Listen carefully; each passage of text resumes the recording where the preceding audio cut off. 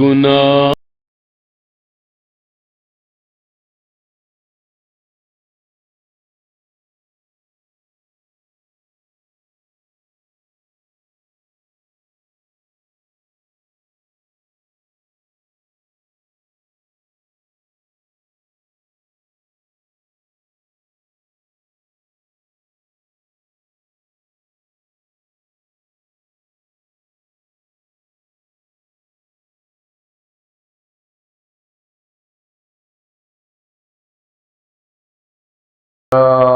السميع العليم من الشيطان اللعين الرجيم. بسم الله الرحمن الرحيم. الحمد لله رب العالمين، والصلاة والسلام على سيدنا وشفيعنا أبي القاسم محمد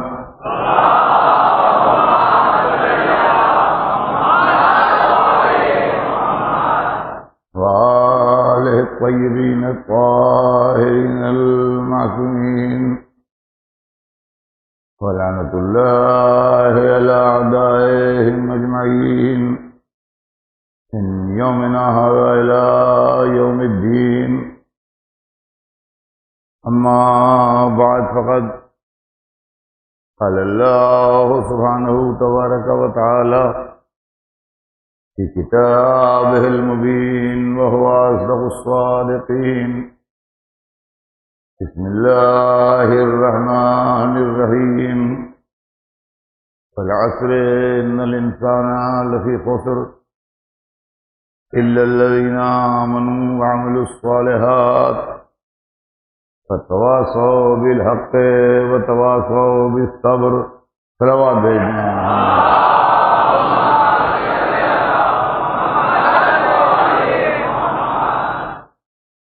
ارشاد اقدس جناب رب العزت ہے کہ بسم اللہ الرحمن الرحیم. عصر کی قسم، تمام انسان گھاٹے میں ہیں سوائے ان کے جو ایمان لائے ہیں اور جو نیک عمل کرتے ہیں، اور وہ لوگ جو ایک دوسرے کو حق کی وصیت کرتے ہیں، اور وہ لوگ جو ایک دوسرے کو صبر کی وصیت کرتے ہیں.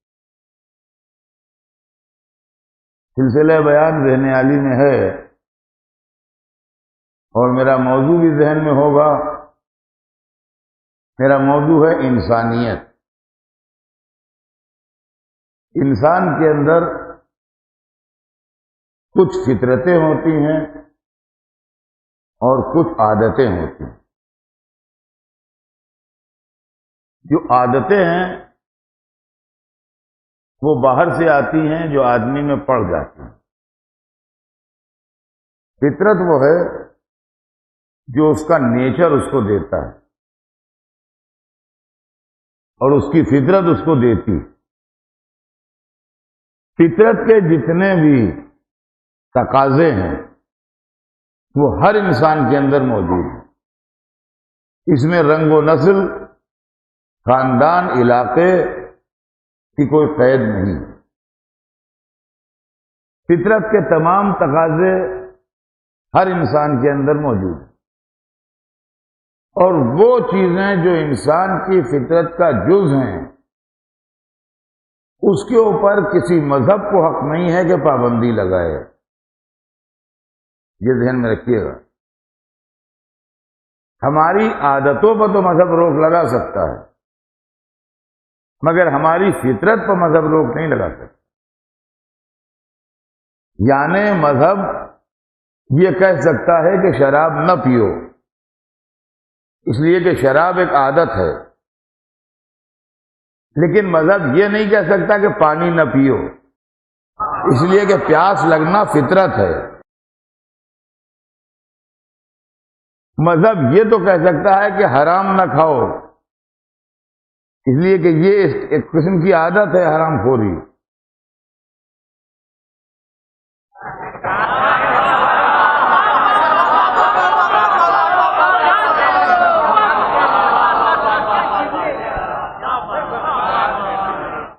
مال خدا کھا جانا، مال رسول کھا جانا،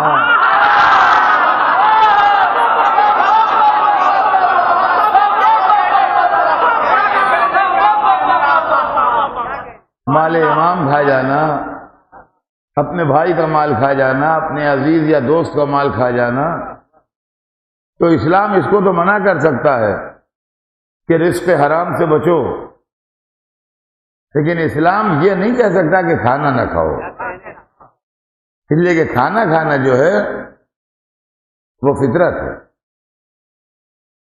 مذہب یہ تو کہہ سکتا ہے کہ روزہ رکھو، تو حق ہے، خالق ہے۔ یہ نہیں کہہ سکتا کہ روزے میں تمہیں بھوک نہ لگنا پائے ورنہ روزہ ٹوٹ جائے گا۔ بھوک تو لگے گی، بھوک تو لگے گی، آپ برداشت کرو تھوڑی دیر بھوک غروب آفتاب تک، اس کے بعد کھانا۔ مذہب یہ تو کہہ سکتا ہے کہ طواف کعبہ کرو، 55 ڈگری سی میں کرو، آگ اگل رہا ہو آفتاب، کرو طواف کعبہ۔ یہ نہیں کہہ سکتا کہ طواف کے دوران تمہیں پسینہ نہ آئے،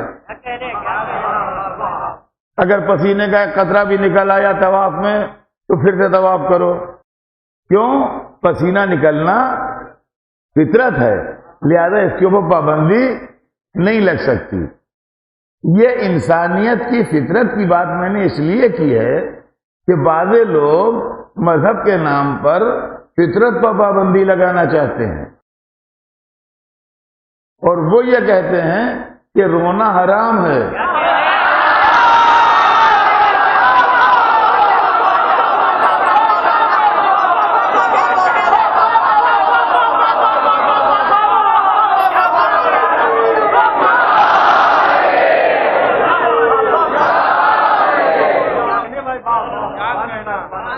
دیکھیے، رونا عادت نہیں ہے،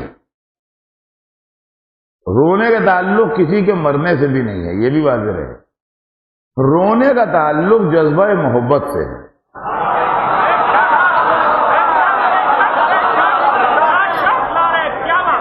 انسان کی فطرت میں ایک جز ہے جس کا نام ہے محبت۔ یہ محبت اگر فطرت انسانی میں نہ ہوتی تو آج دنیا ویران ہوتی۔ محبت ہی کی بنیاد پر ماں بچے کو پالتی ہے، ورنہ ایک چھوٹے سے بچے کو پالنا بہت مشکل کام ہے۔ فرمایا ہم نے، محبت ہی کی بنیاد پر باپ محنت کرتا ہے، کماتا ہے، اولادوں کے لیے پیسہ پیدا کرتا ہے۔ محبت، وطن کی محبت، اولاد کی محبت، گھر کی محبت، خاندان کی محبت، مذہب کی محبت، ایمان کی محبت، عقیدے کی محبت، اہل بیت کی محبت، سمجھے؟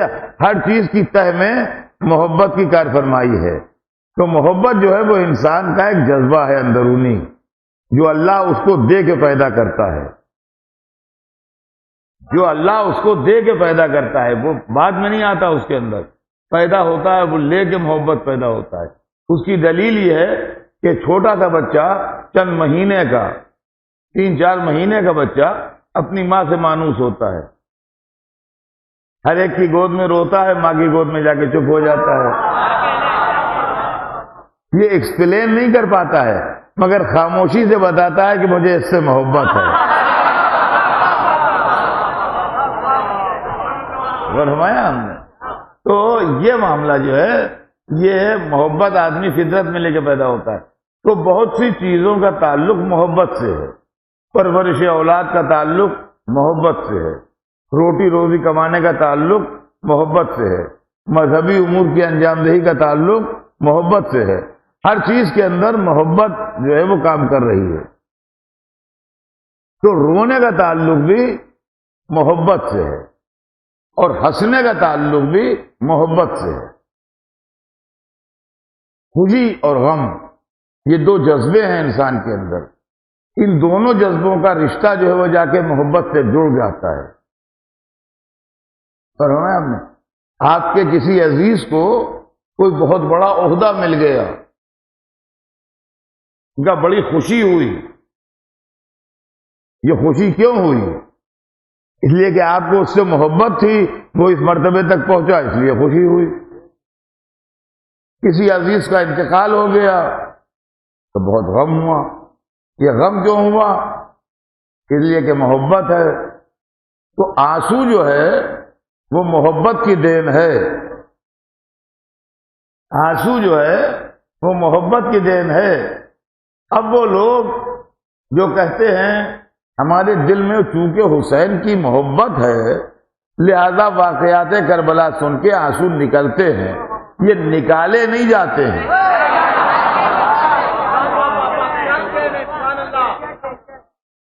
نکالے نہیں جاتے ہیں، نکلتے ہیں. یہ زبان ہے، لینگویج ہے، اس کے اندر معنوں میں فرق ہو جاتا ہے. نکالا جانا اور ہے اور نکلنا اور ہے. آج کل بمبئی میں ہر ایک کو پسینہ بہت آ رہا ہے، اس لیے کہ ایسی گرمی شاید ہی کبھی پڑی ہو جیسی اب کی پڑ رہی ہے. تو پسینہ بہت آ رہا ہے. یہ آپ پسینہ بلاتے ہیں کہ خود بخود آتا ہے؟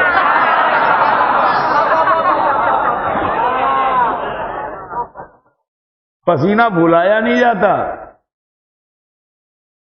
جب گرمی میں دھوپ میں چلے تو پسینے پسینے ہو گئے، جب مجمع میں بیٹھے تو پسینے پسینے ہو گئے.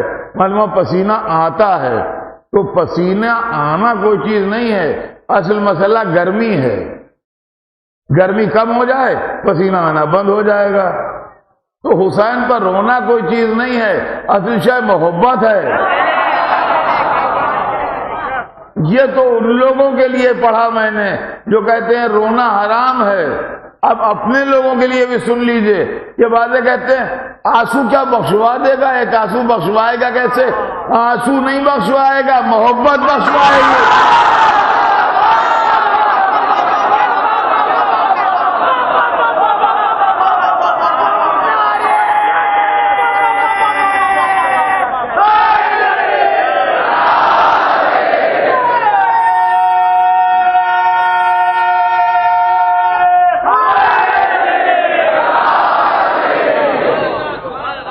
تو عزیزان گرامی، انسانی فطرتیں جو ہیں ان کو اجاگر کرنے کے لیے اور ہیومن ویلیوز جو ہیں ان کو ترقی دینے کے لیے اور ان کو زندہ رکھنے کے لیے رسول و آل رسول نے جو خدمتیں کی ہیں ان کو غور سے دیکھنا چاہیے. سرور کائنات نے انسانیت کو جو فروغ دیا ہے اور ان کی اولاد پاک نے انسانیت کی جو خدمتیں کی ہیں ان خدمتوں کو کے اجاگر کیے جانے کا وقت آ گیا ہے تاکہ لوگوں کے دماغ میں اسلام کے تعلق سے جو تصورات ہیں وہ تصورات ختم ہو جائیں اور وہ چیزیں جو لوگوں کے دماغ میں اسلام کے خلاف ملوکیت و سلطنت نے بھر دی ہیں وہ نکل جائیں. حضور نے اپنی زندگی میں 40 سال تک دنیا کے سامنے وہ اخلاق پیش کیا مذہب پیش کرنے سے پہلے کہ دنیا چیخ اٹھی کہ اس بد اخلاقی اور بد مزاجی سے بھری ہوئی دنیا میں کوئی ایسا انسان بھی ہے جو اتنے عظیم اخلاق کا مالک ہو. آپ نے واقعات سنے ہوں گے، مجھے واقعات دہرانا نہیں ہے، ہزاروں دفعہ کے واقعات سنے ہوئے ہیں. ہم آج لوگوں کو مذہبوں کے خانے میں بانٹ کے ان کی اہمیت کو محسوس کرتے ہیں یا ان کو کم اہم سمجھتے ہیں. ہمارے رسول نے ایسا نہیں کیا. مشہور واقعہ بڑھیا کے سر پر کوڑا پھینکنے والا ہے. وہ بڑھیا مسلمان نہیں تھی، غیر مسلم بڑھیا تھی اور بدتمیز بھی تھی، چلتے ہوئے آدمی کے سر پر کوڑا پھینکتی تھی، بدتمیز بھی تھی مگر تھی انسان. انسان تھی، جانور نہیں تھی، انسان تھی. تو اس کی عیادت کو چلے گئے. یہ ایک بہت بڑا سبق ہے کہ تمہارا دشمن صحیح لیکن لڑ بھڑ کے دوست نہ بناؤ. طاقت کا مظاہرہ کر کے اپنے کو بڑا نہ ثابت کرو، اخلاق کا مظاہرہ کر کے اپنے کو بڑا ثابت کرو۔ مدینے میں جب رسول کے پاس طاقت تھی، ایک شاعر بدتمیزی کے شعر کہتا تھا، ایک دن مسلمان اس کو پکڑ کے لے آئے کہ حضور یہ ہے جو بدتمیزی کرتا ہے آپ کی شان میں، کیا حکم ہے؟ کہا اس کی زبان کاٹ دو۔ جب لوگ زبان کاٹنے بڑھے تو منع کر دیا، کہا تم نہیں، کاٹنا ہے تو کوئی کاٹ دے، کہا تم نہیں۔ علی سے کہا یا علی تم کاٹو۔ مولا علی اس کو مسجد سے باہر لے گئے، اس کے ہاتھ پاؤں کھولے اور اپنا اونٹ بھی اس کو ایک دے دیا، کہا جا بھاگ یا اپنے قبیلے میں چل۔ وہاں سے لوگ بکھرے ہوئے آئے، یا رسول اللہ علی نے آپ کی مخالفت کی۔ کہا کیا کر دیا؟ کہا وہ ہم تو پکڑ کے لائے تھے، علی نے اس کو چھوڑ دیا۔ آپ نے کہا تھا زبان کاٹ ڈالو، انہوں نے زبان بھی نہیں کاٹی، اپنا اونٹ دے کے بھگا دیا اسے۔ رسول پر کوئی وہ نہیں ہوا اثر کہ وہ ناراض ہوتے، مسکرائے، فرمایا میری بات کا مطلب تم نہیں سمجھے، علی سمجھے۔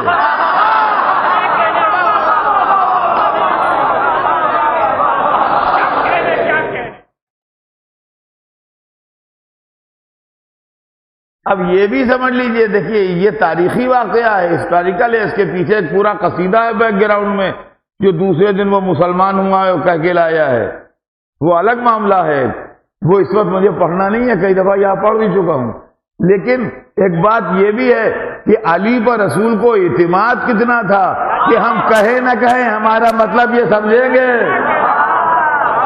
تو اب رسول کا مطلب رسول کے بعد کون سمجھائے؟ صلوات بھیج دیں محمد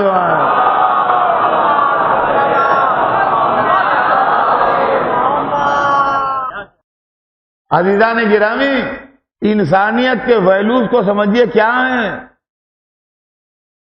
لڑائیوں میں سرور کائنات نے ہیومن ویلوز کا خیال کیا ہے۔ جو لڑنے آیا ہے، اس جان لینے آیا ہے، ٹھیک ہے اس سے لڑیں گے،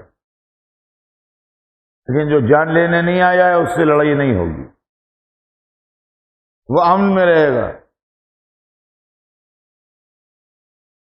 مذہب انتر خیبر والے مسلمانوں کی زندگی اجیرن کیے ہوئے تھے، روز قافلے لوٹ رہے ہیں، لوگ روز لوگوں کو مار رہے ہیں، لوگ تباہی مچائے ہوئے ہیں، راستوں کو خطرناک بنائے ہوئے ہیں۔ مجبوراً رسول لشکر لے کے گئے اور جا کے ان کو زیر کیا۔ واقعہ سنا ہوا ہے آپ کا، جنگ خیبر کو سنانا نہیں۔ اور جب وہ زیر ہو گئے اور ان کا قلعہ فتح ہو گیا اور مرہب کی بہن گرفتار ہو کے آئیں، جو بعد میں ام المومنین صفیہ کہلائیں، ان کو اسلام کس نے سکھایا؟ کیسے مسلمان ہوئی یہ؟ جن کے سارے عزیزوں کو مسلمانوں نے مارا ہو، تو اسلام میں کیسے آ گئیں؟ صرف رسول کا اخلاق تھا جو اسلام میں لے آئے۔ جب صفیہ آئیں تو کہا کہ یہ سردار کی بیٹی ہے، یہ سردار کی بہن ہے، یہ عام قیدیوں میں سے نہیں ہے جو اس کو عام قیدیوں کے ساتھ بٹھایا گیا ہے، اس کو عزت سے الگ بٹھاؤ۔ پہلا اثر ہوا اس کے دماغ کے اوپر کہ اچھا دشمن کے ساتھ یہ سلوک بھی ہوتا ہے۔ اور جب قیدیوں سے الگ بٹھا دیا گیا تو کہا تم اپنے کو قیدی نہ سمجھو، تم قیدی نہیں ہو، تم جاؤ،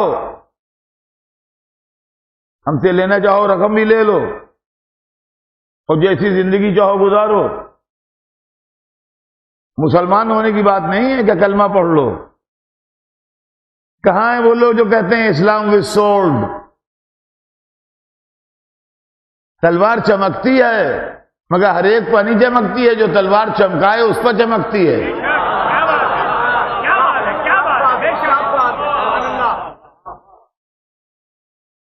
اس چیز نے ان بیوی کے دل پر اتنا اثر کیا کہ نہ صرف انہوں نے اسلام قبول کیا بلکہ انہوں نے رسول اللہ کو میسج بھیجا کہ آپ نے اس دن کہا تھا کہ تو سردار کی بیٹی اور سردار کی بہن ہے۔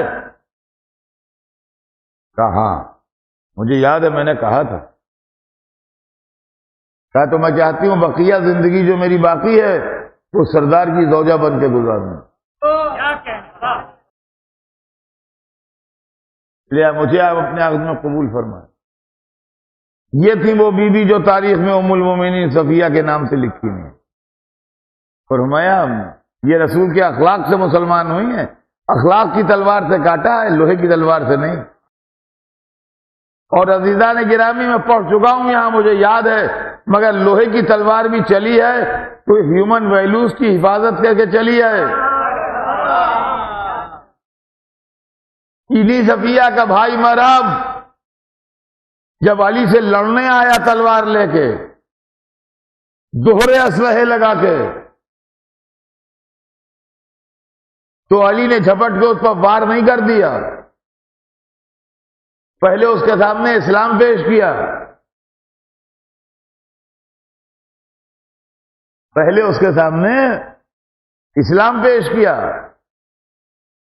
انہوں نے کہا یہ تو نہیں ہوگا، یہ نہیں کروں گا۔ دوسری مرتبہ اس کے سامنے صلح کی پیشکش کی، نہ تم ہم سے لڑو نہ ہم تم سے لڑیں، وہی جو قرآن نے کہا ہے لکم دینکم ولی دین، تم اپنے دین پر ہو ہم اپنے دین پر ہیں۔ انہوں نے کہا یہ بھی نہیں ہوگا، میں لڑائی پہ آ گیا تو پلٹوں گا نہیں، لڑوں گا ضرور۔ تو اب تو لڑائی ٹھن گئی نا،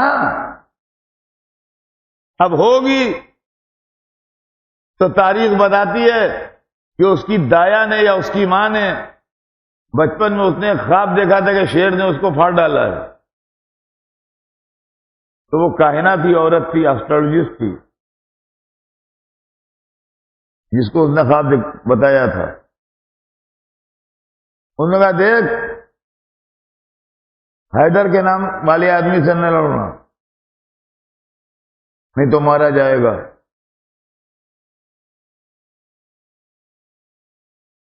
عرب میں مثل مشہور ہے کہ الحرب خدا، لڑائی دھوکے کا نام ہے۔ ساری دنیا میں علی مشہور تھے، اور خیبر میں بھی یہی شور تھا کہ علی لڑنے آئے ہیں۔ دایا نے کہا تھا حیدر سے نہ لڑنا، لڑنے جو آیا ہے اس کا نام علی ہے،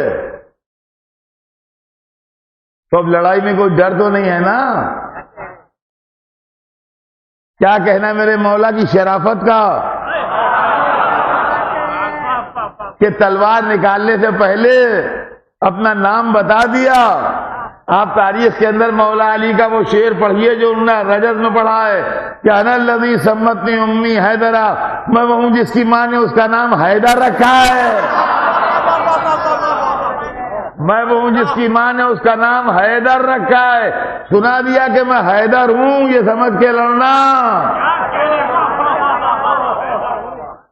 بہرحال مرہب یہودی تھا مگر بہادر تھا، اس کی بہادری اس کی جان پر کھیل گئی، وہ حیدر سے لڑ گیا۔ ہمیں ان کی وہ لوگ ہماری سمجھ میں نہیں آتے جو نعرہ حیدری سے بھڑکنے لگتے ہیں۔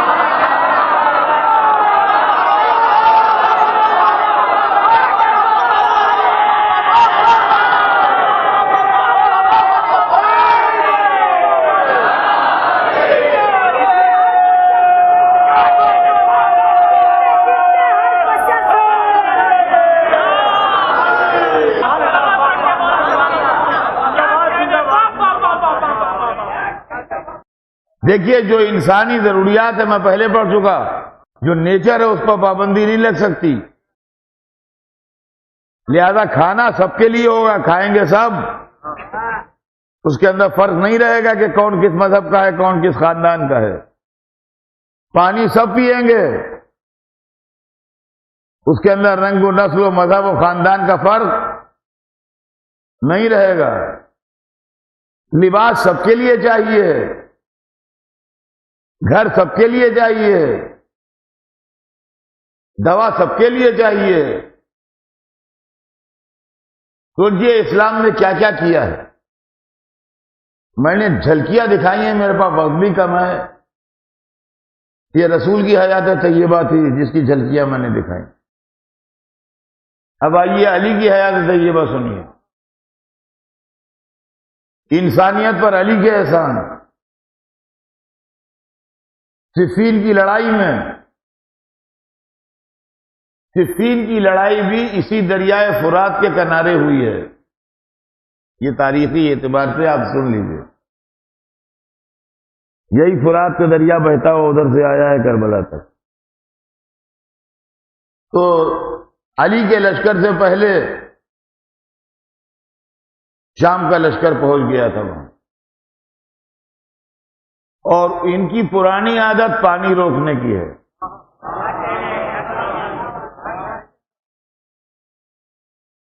انہوں نے دریا پر پہرے بٹھا دیے۔ جب حضرت علی کا لشکر پہنچا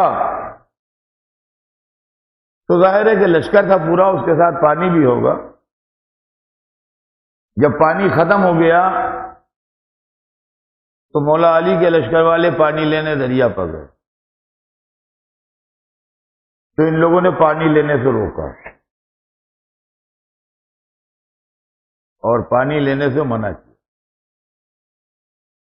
جب پانی لینے سے روکا تو مولا علی کے لشکر والے مولا علی کے خیمے کے پاس آئے اور انہوں نے آواز دی التش التش التش۔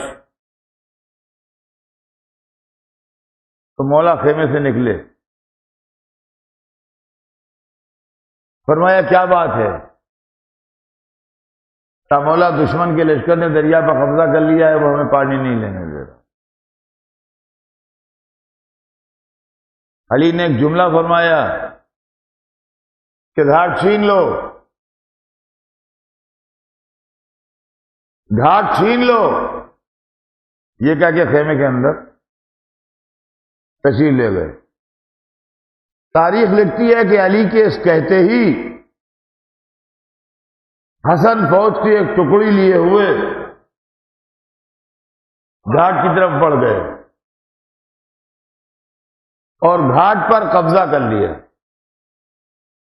ابھی قبضہ کیا ہی تھا کہ علی کے لشکر کے سردار مالک اشتر کے خیمے میں یہ خبر پہنچی کہ علی نے حکم دے دیا ہے گھاٹ چھین لو، اور حسن چلے گئے۔ تو تاریخ لکھتی ہے کہ مالک اتنا گھبرائے کہ انہوں نے گھوڑے کی پیٹھ کے اوپر جو کاٹھی رکھی جاتی ہے وہ بھی نہیں رکھی، اور گھوڑے کی ننگی پیٹھ پر بیٹھ کے دوڑے۔ ایک فوجی دستہ لیے ہوئے گھوڑے کی ننگی پیٹھ پر بیٹھ کے دوڑے۔ وہاں پہنچے تو امام حسن قبضہ کر چکے تھے۔ مالک نے ہاتھ جوڑے، کہا یا ابن رسول اللہ، ہم کاہے کے لیے آئے ہیں؟ آپ کیوں چلے آئے؟ آپ واپس جائیے۔ خدا نہ کرے اگر آپ کو کوئی زخم آ جاتا تو ہم منہ دکھانے کے قابل نہ رہتے، ہم ذلیل ہو جاتے دنیا میں۔ آپ سے کس نے کہہ دیا تھا آنے کے لیے؟ مالک نے ان کو ہاتھ جوڑ کے واپس کیا، اپنی فوجوں کا انتظام کیا۔ دشمن کو خبر ہوئی گھاٹ چھن گیا ہے، اب ہم کیا کریں؟ ان کا سردار بالکل نہیں گھبرایا، ان کا سردار بالکل نہیں گھبرایا۔ اس نے یہ نہیں کہا کہ ان سے چھین لو، اس نے یہ نہیں کہا ان سے چھین لو، اس لیے کہ وہ مزاج ساقی کوثر جانتا تھا۔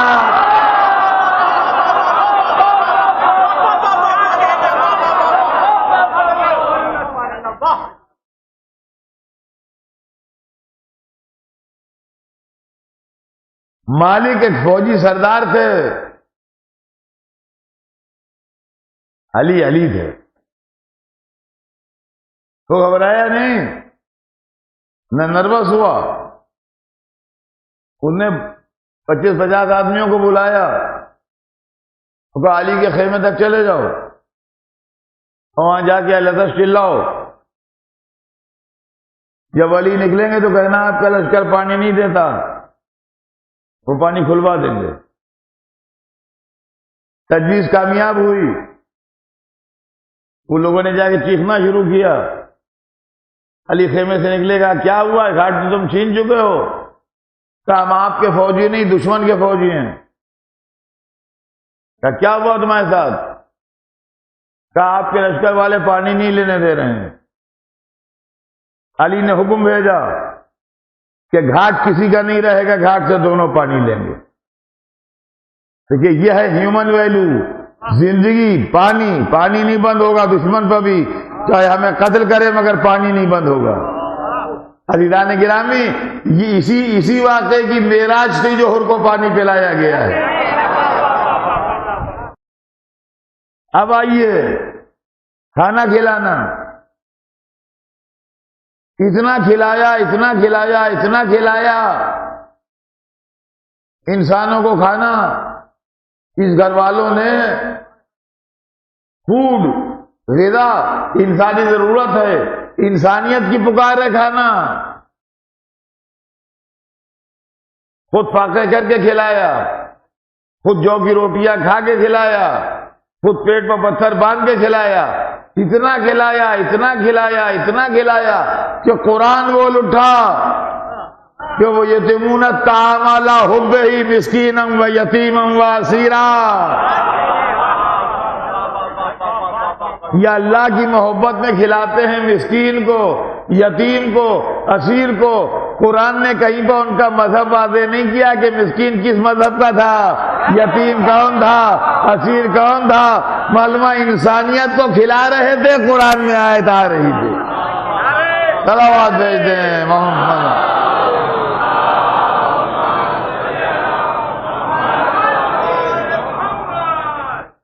تو عزیزان گرامی، جو واقعات ہم فضائل میں بیان کرتے ہیں اس کو اس اینگل سے بھی دیکھیے کہ اس کے اندر انسان دوستی چھپی ہوئی ہے، انسان کی عزت نفس۔ ہیومن بینگ کے اندر اللہ نے ایک چیز پیدا کی ہے جس کا نام عزت نفس ہے، سیلف ریسپیکٹ۔ یہ کوئی مسلمانوں کا خاصہ نہیں ہے، یہ کسی ملک کا خاصہ نہیں ہے۔ آپ بالکل غریب و مفلس آدمی کو بھی اگر پھٹکار دیجئے تو اس کو تکلیف ہوتی۔ ہر انسان ہے اور اس کے نفس کی ایک عزت، اس کی عزت پر ٹھوکر نہ ماریے، بھلے وہ آپ سے بدلہ نہ لے سکے، بھلے وہ آپ کو چیلنج نہ دے سکے، مگر انسانیت تڑپ جائے گی۔ اہل بیت کے گھرانے میں عزت نفس کا کتنا خیال رکھا گیا کہ گھر میں آئی ہوئی کنیز اتنی محترم ہو جائے کہ ایک دن وہ خدمت کرے اور جناب سیدہ آرام کریں، اور ایک دن جناب سیدہ خدمت کریں اور وہ آرام کریں۔ یہ واقعہ مجلسوں میں تو پڑھا جاتا ہے مگر فضائل معصومہ میں پڑھا جاتا ہے، لیکن اس کو انسانیت سے جوڑ کے دیکھیے کہ دنیا میں جب غلام کو جانور سے بدتر سمجھتے تھے، انسانیت کی اس سے زیادہ عزت افزائی کیا ہوگی؟ غلام کے دماغ میں یہ احساس نہ پیدا ہو کہ وہ غلام ہے۔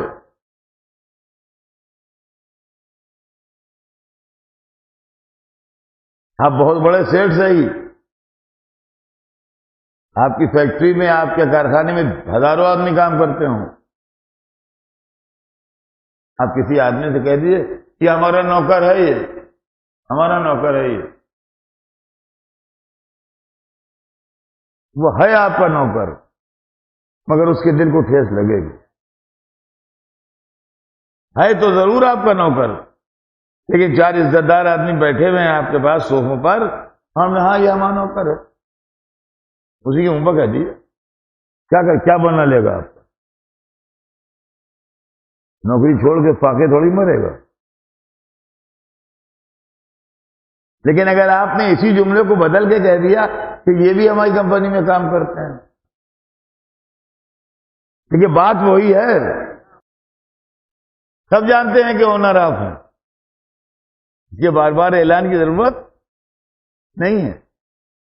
لیکن اگر آپ نے کہا یہ بھی ہماری کمپنی میں کام کرتے ہیں، تو بات دیکھیے وہی ہے، کہنے کا انداز ہے۔ آپ غور فرمائیے اس بات کو، انسان کی عزت نفس یہ سمجھائیے کہ اسلام نے کتنے باریک گوشوں پر روشنی ڈالی ہے۔ افسوس اس کا ہے کہ ہم مسلمان آپس میں لڑنے ہی سے فرصت نہیں پاتے جو ان چیزوں پر غور کریں۔ یہاں تو آستینیں الٹی ہوئی ہیں، دشمنی حیدر کرار چین لینے دے تو بات تو سمجھ میں آئے۔ مولا علی کا کرتا بہت بوسیدہ ہو گیا۔ پہلا مسئلہ تو خریداری کا اٹھا، 3-4 آدمی ساتھ میں ہیں اصحاب، مولا علی کرتا لینے گئے ہیں، ایک دکان سے دوسری دکان، دوسری دکان سے تیسری دکان، تیسری دکان سے چوتھی دکان، کرتا نہیں لے رہے ہیں، کرتے دیکھتے ہیں واپس چلے آتے ہیں، آگے بڑھ جاتے ہیں۔ آخر میں لوگ تھک گئے، کہاں تک، تو یہ کرتا لینا ہے، لے لی۔ آخر میں کسی نے پوچھ ہی لیا کہ مولا یہ آپ دکانوں دکانوں کرتا دیکھ رہے ہیں، خرید کیوں نہیں لیتے؟ کیا تم سمجھے ہی نہیں میں کیا ڈھونڈ رہا ہوں؟ کیا ڈھونڈ رہے ہیں؟ کیا میں چاہتا ہوں ایسا دکاندار ملے جو مجھے پہچانتا نہ ہو، تاکہ میرے عہدے کی وجہ سے میری قیمت میں بیجا رعایت نہ کرے۔ اور آخر میں مل گیا ہے جس کی اکھڑ لینگویج نے بتا دیا کہ پہچانتا نہیں ہے۔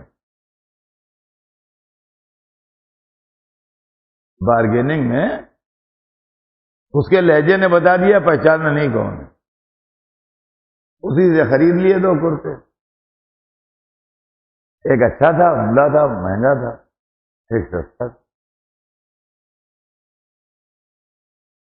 اب دونوں کرتے وہاں سے لے کے نکلے دکان سے، پھر سستا تھا، معمولی کپڑے کا تھا، وہ تو اپنے کندھے پر ڈال لیا کہ یہ ہم پہنیں گے، اور جو قیمتی تھا، اچھا والا تھا، وہ دے دیا غلام کو، قمبر کو کہ تم پہنو۔ اب دیکھیے یہ فضائل میں آپ کا سنا ہوا واقعہ ہے، میں جانتا ہوں کہ ہر آدمی کا سنا ہوا ہے، مگر اس کو جس اینگل سے میں کہہ رہا ہوں اس اینگل سے دیکھیے آپ۔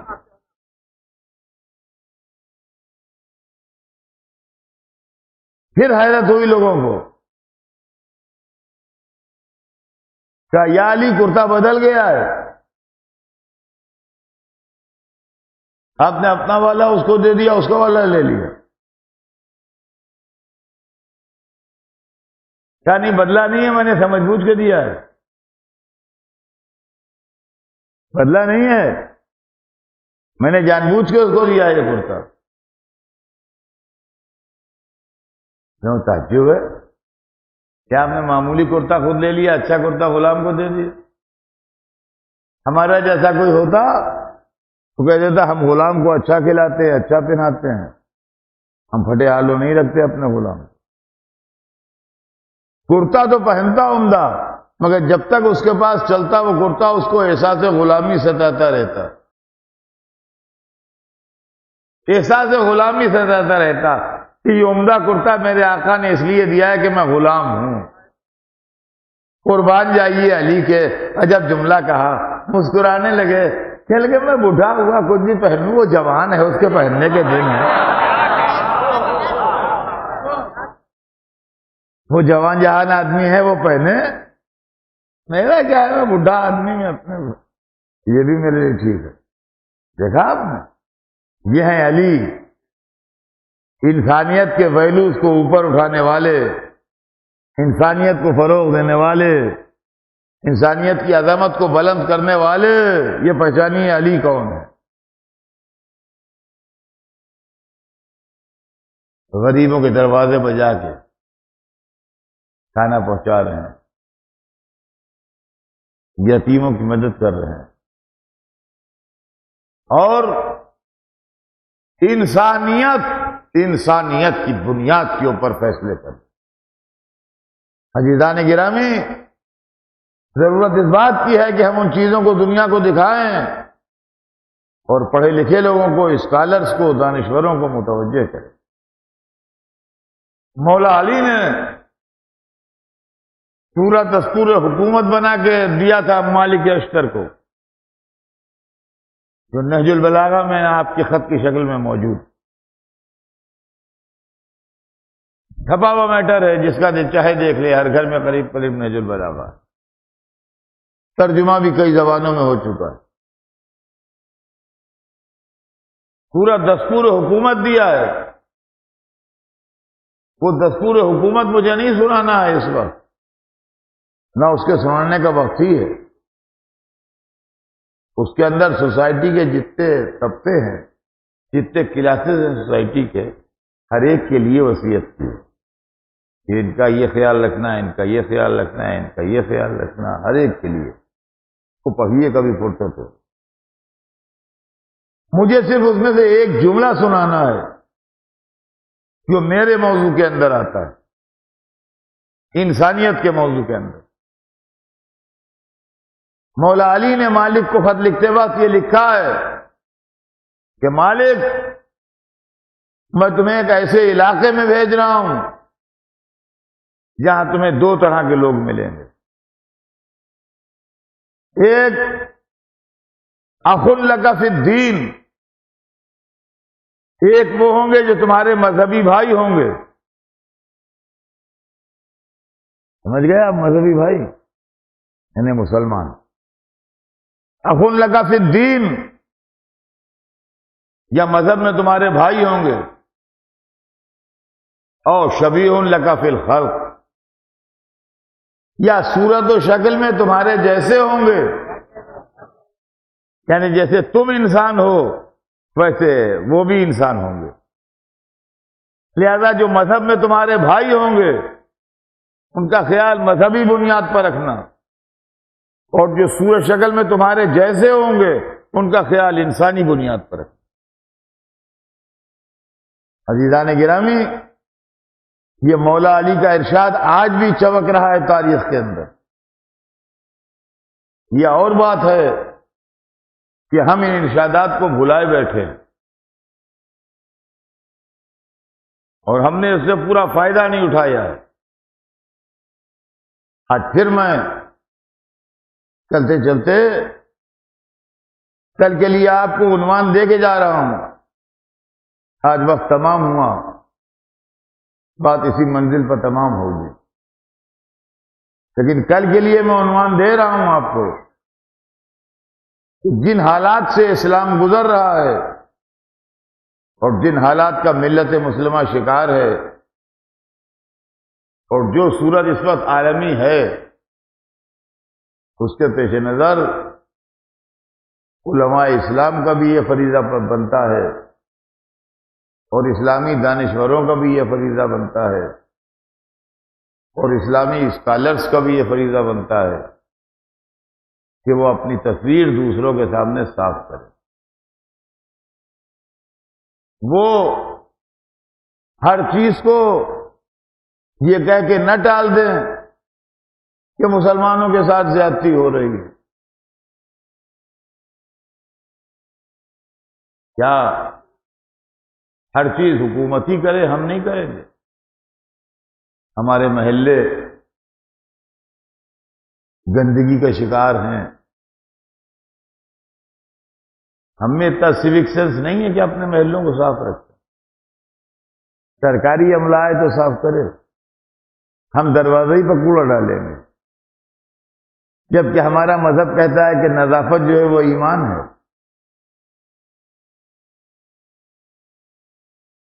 ہم اپنے مسائل، دیکھیے معاف کیجیے گا یہ کڑوی باتیں ہیں، بری بھی لگتی ہیں، کیا اپنی شرعی عدالتوں میں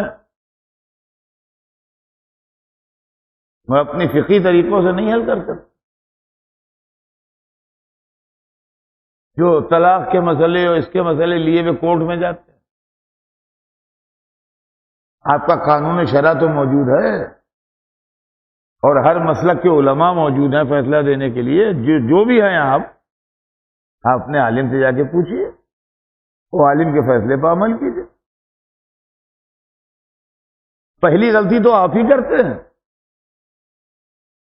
بجائے اس کے کہ آپ مسئلے کو سلجھانے کے لیے اپنے عالم کے پاس جائیں، آپ سیدھی عدالت چلے جاتے ہیں.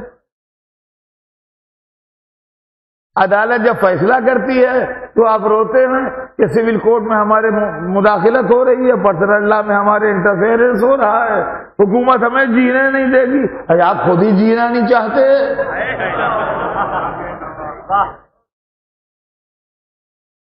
سوال یہ کہ آپ کی فقہ کیا نامکمل ہے جو آپ عدالت میں جاتے ہیں؟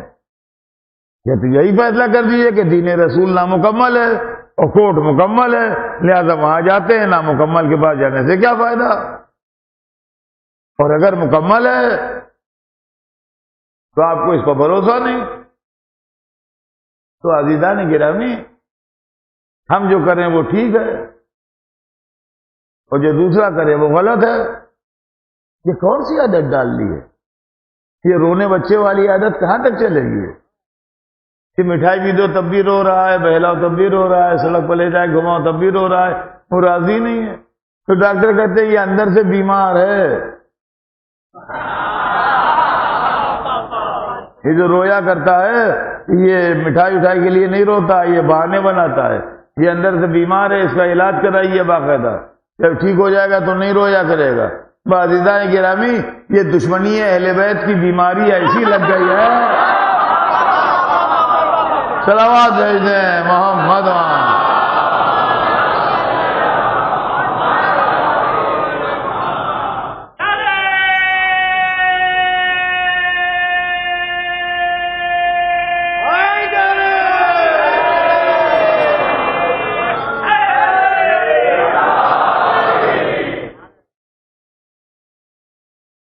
آج ہماری یہ حالت ہے، ہم کیا بتائیں آپ سے؟ اب اتفاق نہیں ہے، پھوٹ پڑی ہوئی ہے. مسلمان ایک تو ہوں، ایک ہی نہیں ہے. کل میں آپ کو مسلمانوں کے ایک ہونے کا فارمولہ سناؤں گا اگر زندہ رہا، کہ مسلمان کیسے ایک ہو سکتے ہیں. اب آج تو موقع نہیں رہا، آج تو بس ختم ہو گیا. کل سناؤں گا کہ مسلمان کیسے ایک ہو سکتے.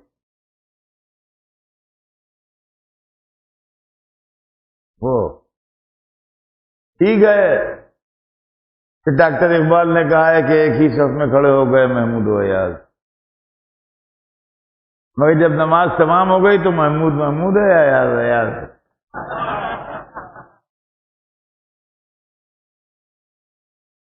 عزیزان گرامی، اتحاد کا منظر دیکھنا ہے تو کربلا میں دیکھنا. یا حسین جون کے لاشے میں بیٹھتے، حسین جون کے لاشے میں بیٹھے ہیں. جون غلام تھے، حضرت ابوذر کے غلام. جب جناب ابوذر دنیا سے چلے گئے تو جون اسی در پہ آ گئے اور ہمیشہ یہیں رہے. عاشور کی رات بھی حسین نے ان سے کہا تم چلے جاؤ.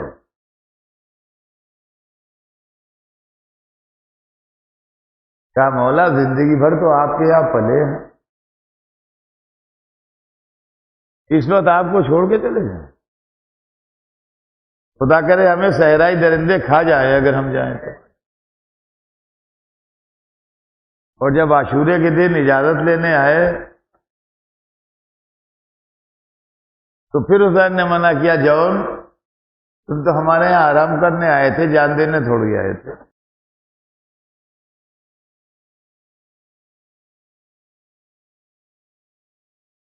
اجازت لینے کا طریقہ بھی عجب تھا. کہا مولا میں سمجھ گیا کہ مجھے اجازت نہیں مل رہی ہے،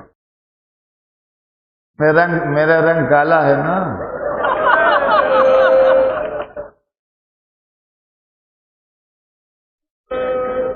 میرا خاندان غیر مشہور ہے، میں غلام ہوں، کہتا آپ نہیں جاتے میرا نام شامل ہو؟ نہیں جون ایسی کوئی بات نہیں۔ اچھا جاؤ، جون چلے گئے، اور چوتھے امام کی روایت ہے کہ جب میں میتیں دفن کرنے آیا تو جون کی میت مہک رہی تھی، مشک و عنبر سے بہتر خوشبو آ رہی تھی۔ حسین جہاں حبیب کی میت پہ گئے، زہیر کی میت پہ گئے، مسلم نے اوسجا کی میت پہ گئے، وہی جون کی میت پہ بھی گئے۔ ہماری جان نثار اس آقا پر جو صبح سے شام تک لاشیں اٹھاتا رہا، کبھی لاش اٹھائی کبھی رو دیے، اسی شکل میں شاہ دن بھر رہے، کبھی دوستوں کے لاشیں اٹھائے، کبھی عزیزوں کے لاشیں اٹھائے، کبھی دل کے ٹکڑوں کے لاشیں اٹھائے۔ کربلا میں 70 لاشیں اٹھے، بس 2 لاشیں نہیں اٹھے، ایک علمدار کا لاشا نہیں اٹھا، ایک سردار کا لاشا نہیں اٹھا۔ علمدار کا لاشا نہر پر رہا، سردار کا لاشا نشیب میں رہا۔ شام غریبہ میں زینب گئیں، ارے بھیا کیا آرام کر رہے ہو؟